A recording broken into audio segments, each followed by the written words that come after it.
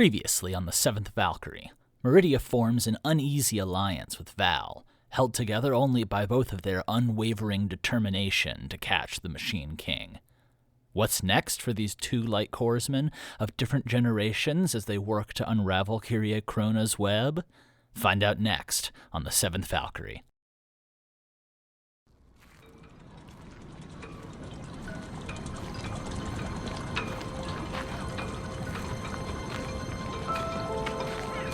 Chapter 15. A Hunting Pack. Meridia. The 10th day of winter.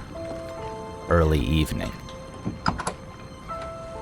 Meridia had spent a full 10 hours at the docks that morning, but as she sat with her eyes closed, deep in thought in her study, a loaded weight vest and combat gear on, it felt as though the day was just beginning. Opening her eyes, Meridia looked up at the insignia of the Iron Wolf that hung over her desk, and then annoyingly thought about the false wolf, and then rolled her eyes and got back to work, jotting down the last notes, documents, and addresses that she needed to get to her unfortunate collaborator. There were revenues unaccounted for, money that had simply disappeared in one place and reappeared half-spent in other ones, and the trail had been obscured through a combination of removed and altered documents. All across the board, the math didn't add up.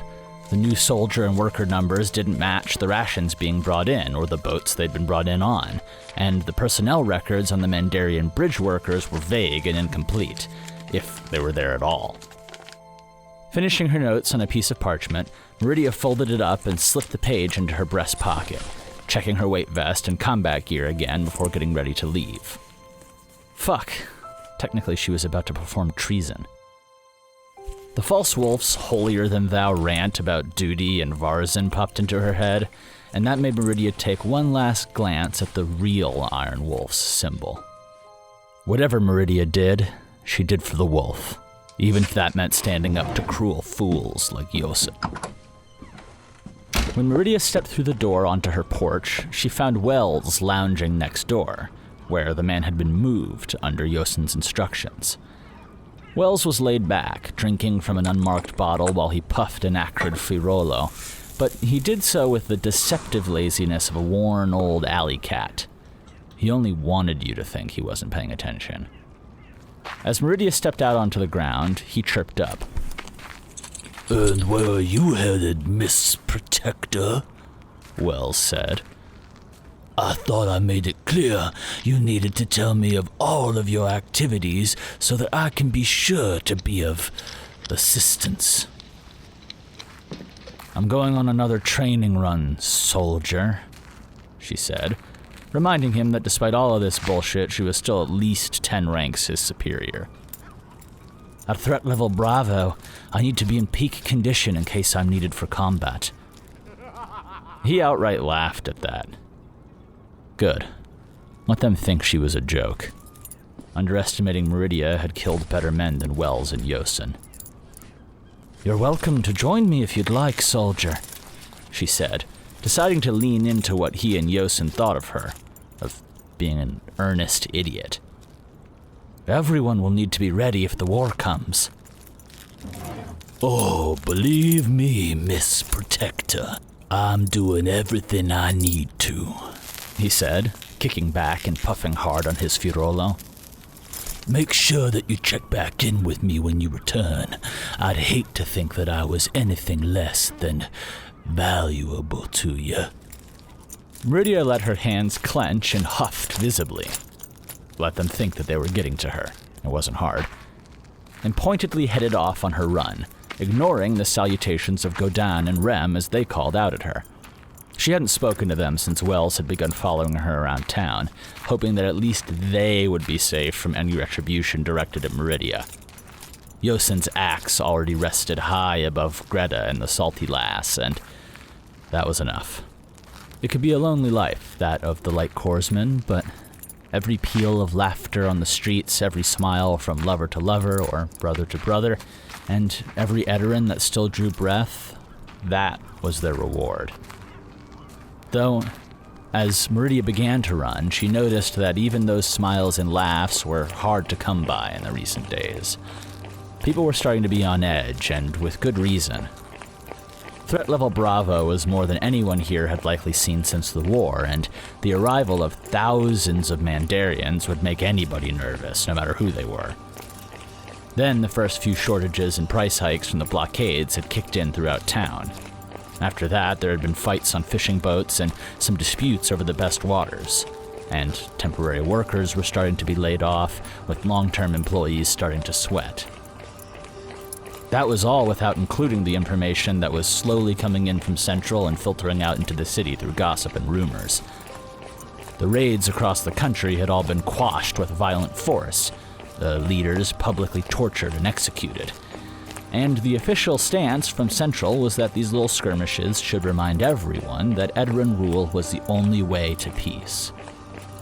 But there was still no word from Sunsettin. Nothing. Within the halls of command, the internal stance was that within a week's time, the investigators dispatched from Mandus would arrive in Sunsettin and send back reports. It just took a lot of time to get around the western expanse, and there were any number of reasonable explanations, from a fire in the messenger bird's tower to migrations of hunting hawks over the expanse, that could explain the silence from Sunsettin. But Meridia wasn't so sure. She began to run faster, and let the satisfying drum of her feet against the cobblestones and the reassuring weight of the weight vest take her mind away for a moment. She had always found comfort in training, and she felt herself calming ever so slightly as she skirted the late evening crowds and zigzagged up the staircases to the new city's top level, and then ran out towards the gate. The walls were watched by twice the guard as they had been on a usual day, and all along the ridges the watchtowers were well manned, as opposed to during peacetime when only every other or every third post would be monitored. Command had decreed that they would not be surprised again. But the guards were searching for anything out of the ordinary, and the men who ran the outer walls knew her well. Her circuits took her along this road just like it did every other one in the city, and they only waved at her as she made her way through the gate and out into the woods. That wasn't suspicious either. It wasn't the first time she'd left the walls on a training run. After all, battles wouldn't be confined to city streets, especially when facing thwarps, and she needed the experience of running full steam along game trails and through the brush. There was a chill in the air as she veered from the main road onto a familiar game trail through the woods. Now, normally she was good with temperatures, but in the chilly air, the cold sweat dripping down her forehead was even more noticeable. She had added a lot more weight this time for her run, reasoning that after her embarrassment against the false wolf, twice or even 3 times depending on how you thought about it, she really needed to step her game up. Determined that she would adjust to the added weight, she continued her run, shoving soreness and weakness to the back of her mind as she powered onward through the fallen leaves, broken branches, receding brush, and thinning forest. Winter typically came to the highlands much sooner than it came to the coast, and as she ran deeper into the woods, winding along the trails and up into the hills, it was like walking through time. The reds and oranges of the foliage turned brown, and then more sparse as she climbed higher and higher. And in the bushes next to her, the first snow hares had begun to emerge from their summer hibernation to forage, while the red-throated magpies and the hook-beaked owls watched silently from the trees, shrouded amongst the branches by the growing spread of their winter plumage. As the evening fog began to creep in, Meridia emerged onto the creek bed that the false wolf had described, double-checked the landmarks he'd mentioned, and began to double-time deeper into the woods. She chased the creek far, far upriver, to where the winding hills grew close together, and she ran into the shadow as often as she ran through the fading light. Here, the trees grew dense and thick, even as their foliage had fallen away, leaving behind skeletal branches drifting in the breeze. Meridia followed the creek until it wove through wind and water-worn canyons where her breath billowed out in clouds, mixing with the curling, reaching fog on the ground that grasped up almost to her waist.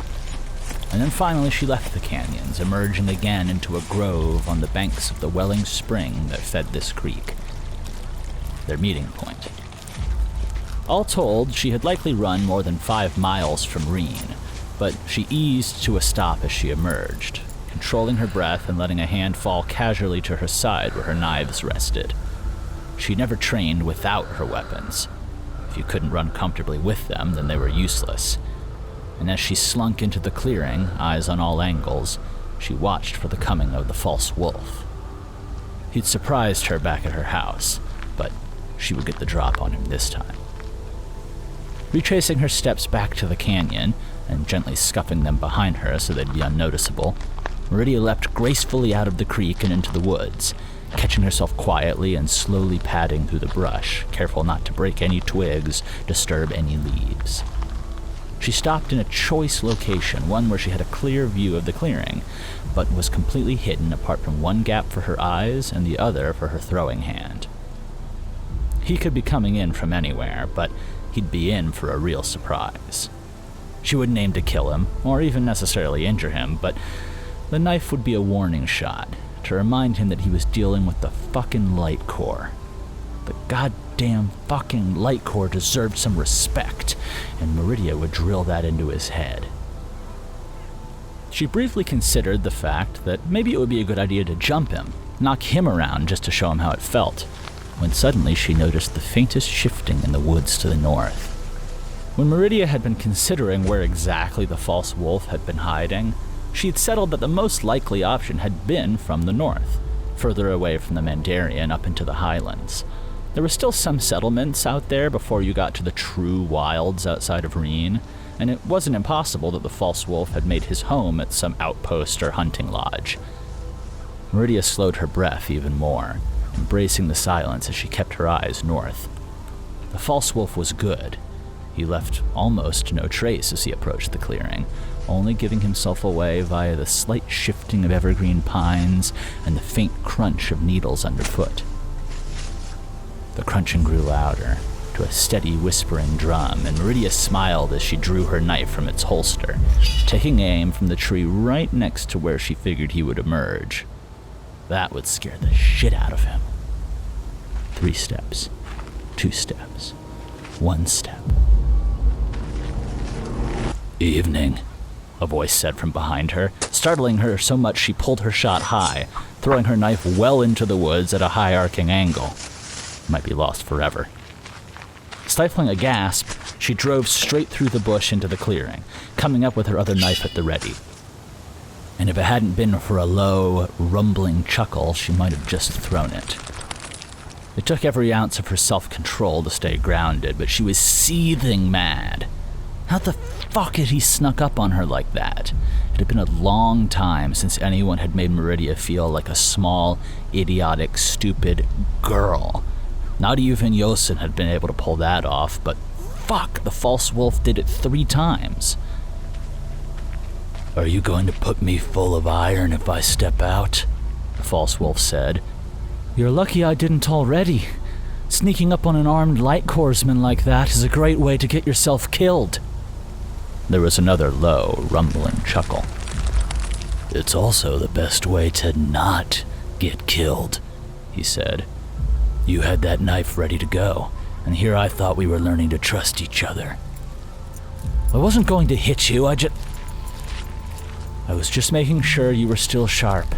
I need someone I can trust in any situation. Can't have you slacking off."